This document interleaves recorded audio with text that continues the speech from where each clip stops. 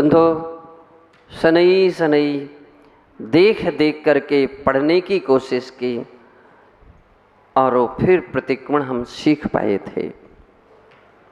कहने का अर्थ ये है कि यदि हमारा उपयोग लगे, कोशिश करें, प्रयास करें,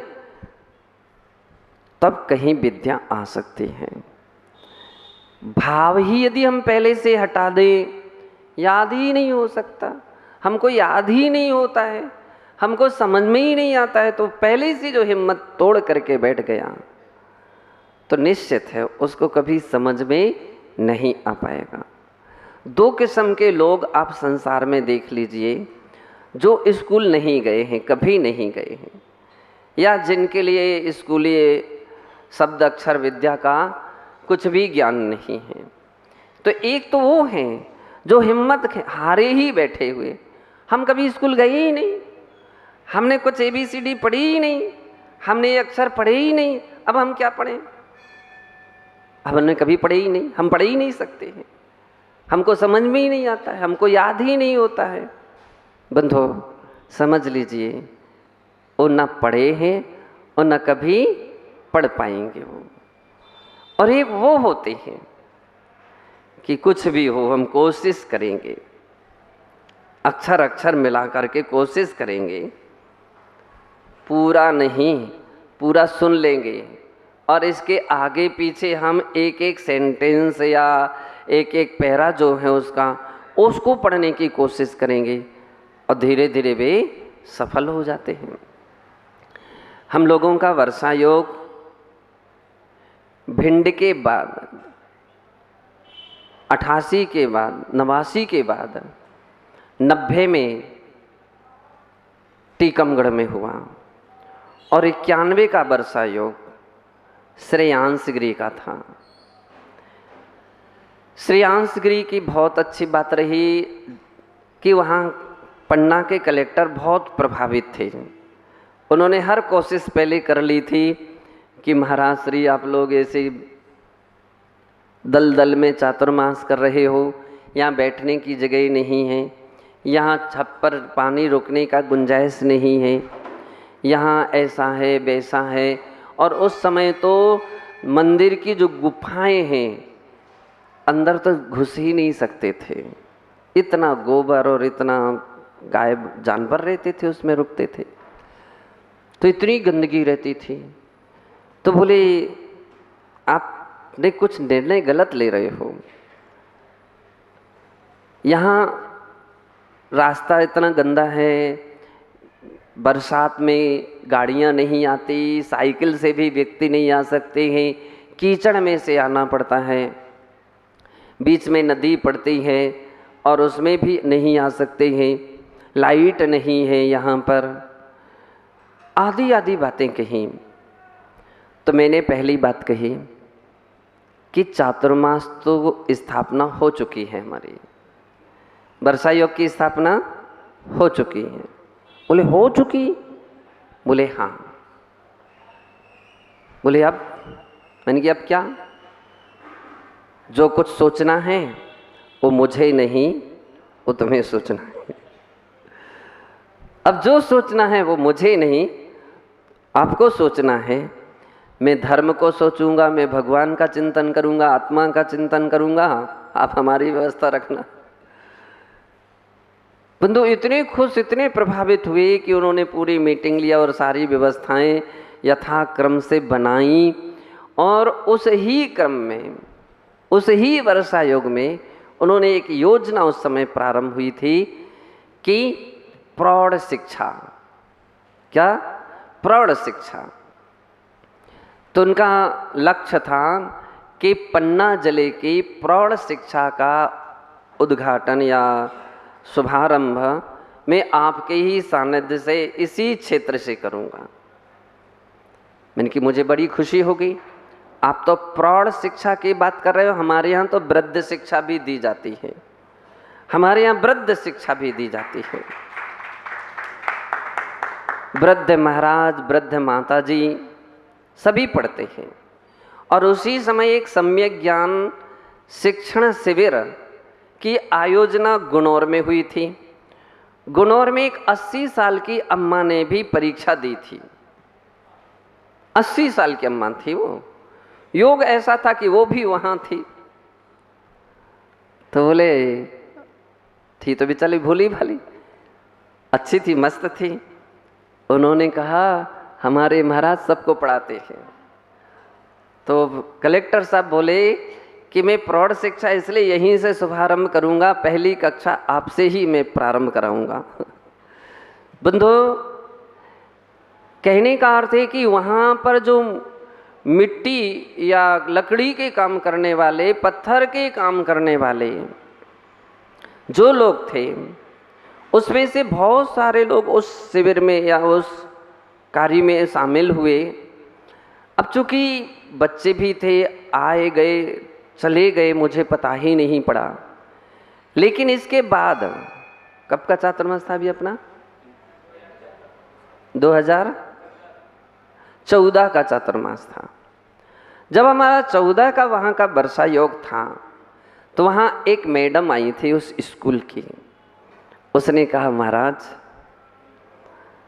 हम लोग तो लकड़ी बेचने वाले थे, जानवरों को चराते थे, लेकिन उस कक्षा का प्रभाव ये चल पड़ा था कि हमने उस समय लिखना सीखा था, पढ़ना सीखा था और मुझे सर्विस मिल गई और मैं इस स्कूल की टीचर हूँ, बच्चों के स्कूल की टीचर हूँ। और उसने कहा 25,000 वेतन है उसका, 25,000 वेतन है, अच्छा खासा वेतन था। सब मिला जुला करके जो भी था, भत्ता मत्ता सब 25,000 रुपया उसको मिलते थे। बोले हम कहाँ 5,000 रुपया भी, 10,000 रुपया भी महीने में नहीं कमा पाते थे। आराम से बैठे बैठे हम लोग 25,000 रुपया कमाते, घर बन गया है यार। बंधु, कहने का अर्थ ये है कि यदि व्यक्ति उपयोग लगाए, पुरुषार्थ करे, तो क्या से क्या नहीं सीख सकता है, क्या से क्या नहीं समझ सकता है। हमारे संघ में एक आनंद नाम का लड़का है।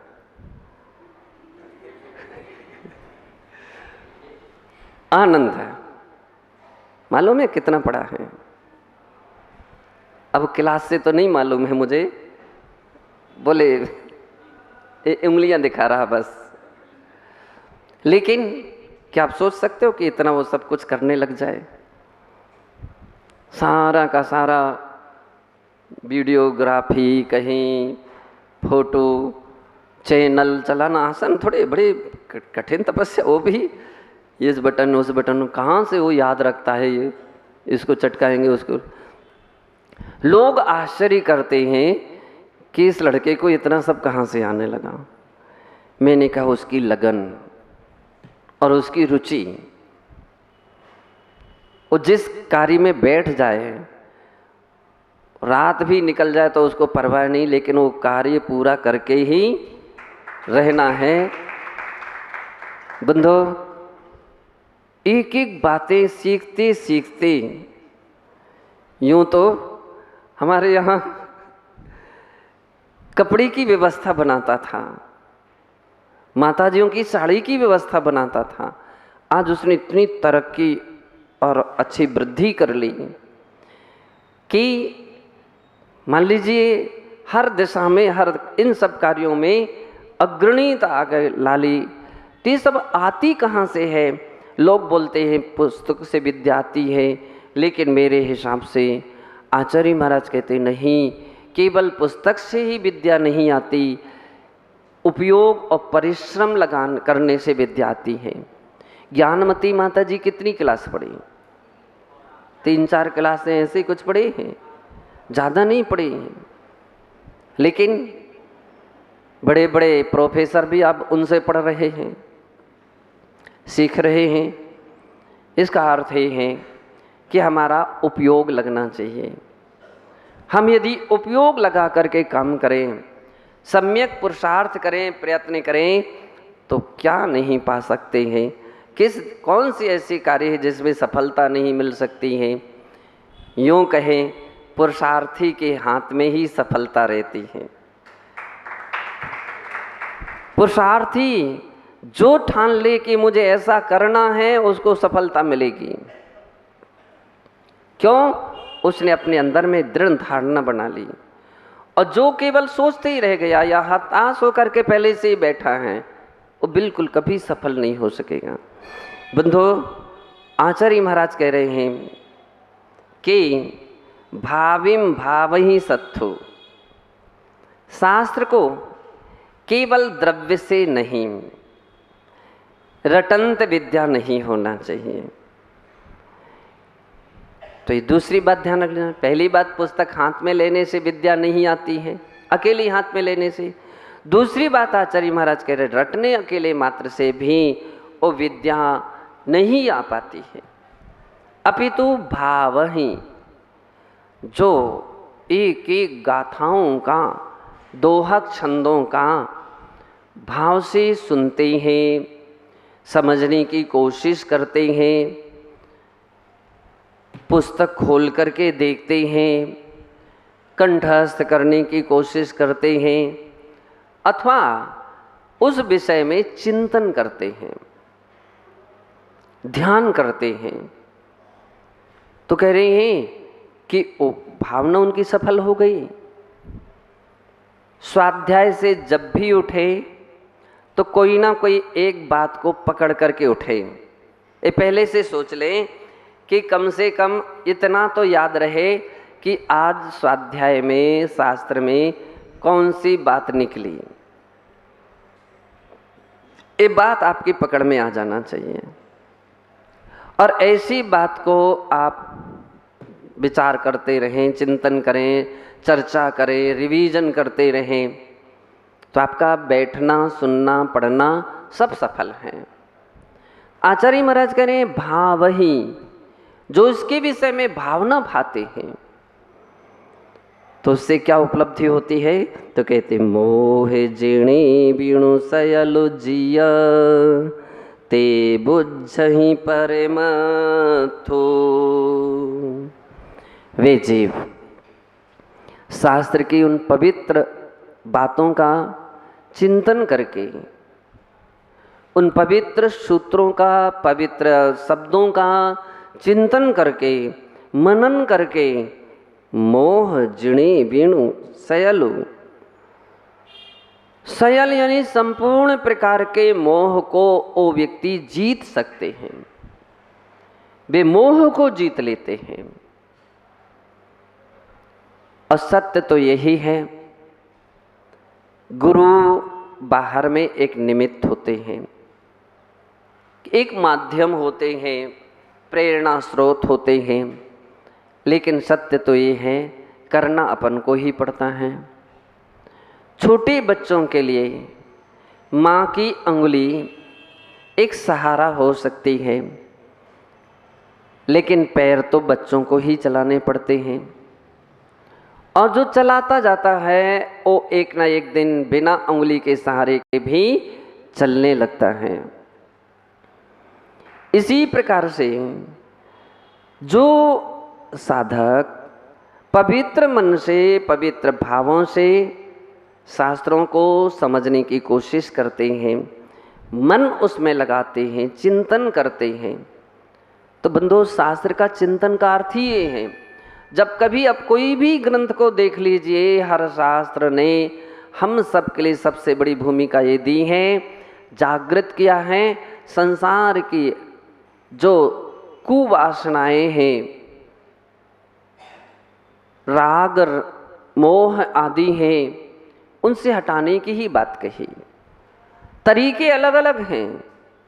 आध्यात्मिक ग्रंथ कहता मोह मत करो, ऐसा कहता है। चरणान योग ये कहता है इस वस्तु का त्याग करो। बात वही की वही है, इस वस्तु को छोड़ो। उदाहरण के तौर पर रात्रि भोजन का त्याग करो, आलू प्याज का त्याग करो, त्याग करो। तो त्याग के साथ ये भाव छिपे हैं, जो त्याग करो वो भाव से ही त्याग करो। जो व्यक्ति नए होते हैं, अपरिचित होते हैं, ज़्यादा उनको ज्ञान नहीं होता तो ठीक है, उनको केवल उतना ही महाराज त्याग है, हमारा आलू प्याज का त्याग है। लेकिन जो और अध्ययनशील होते हैं, स्वाध्यायशील होते हैं, गुरुओं के निकट उठते बैठते समझने की कोशिश करते हैं, तो उनमें एक और प्रगति मिलती। क्या विशेषता मिलती है? त्याग तो त्याग करेंगे, भाव से ही त्याग करेंगे। जो समझदार नहीं है वो मान सकते हैं कि एक बार एक एक दिन करके एक दिन गिनती पूरी करेगा। हमने 1 महीने का त्याग किया था, अब 28 रह गए, अब 27 रह गए, अब 26, 25, वो एक एक दिन पूरा करेगा। कौन करेगा? जिसको अभी ज़्यादा अभ्यास शास्त्रों का नहीं है, ज़्यादा ज्ञान नहीं है। जिन्होंने अध्ययन किया है, समझा है, तो फिर वो सोचता है कि देखो 1 महीने का ही तो हमने त्याग किया है, और जब त्याग किया है तो अब उसकी चर्चा ही क्यों, उसके विषय में सोचना ही क्यों, विचारना ही क्यों। अब 1 महीने का विकल्प छोड़ो,